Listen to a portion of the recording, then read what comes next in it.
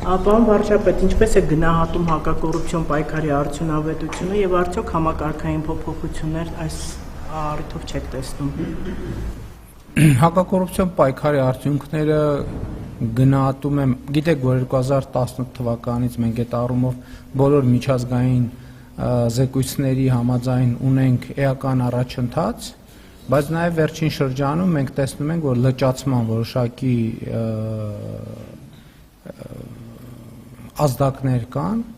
եւ նաեւ այդ լճացման ազդակները առաջին հերթին մեզ համար նրա մասին են, որ մենք բարեփոխումների ընթացքը պետք է շարունակենք եւ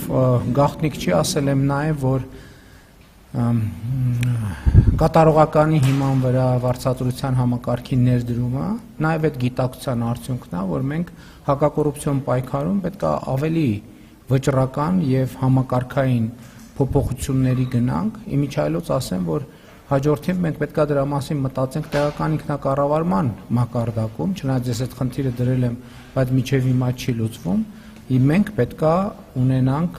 զրո կոռուպցիա քաղաքականությունը, մենք պետք է իրագործենք։ Ես այս պահին գոհ չեմ արձանագրված արդյունքներից, բայց այդ գոհ չլինելու իրադրության մասին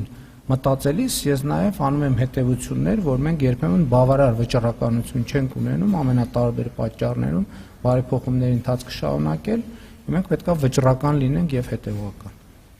Շնորհակալություն, հաջորդ հարցը առավոտ լուսավորություն։ Պարոն Փաշինյան, ձեզանից առաջ ձեր թիմակիցներն էին արցախցիներին ասում,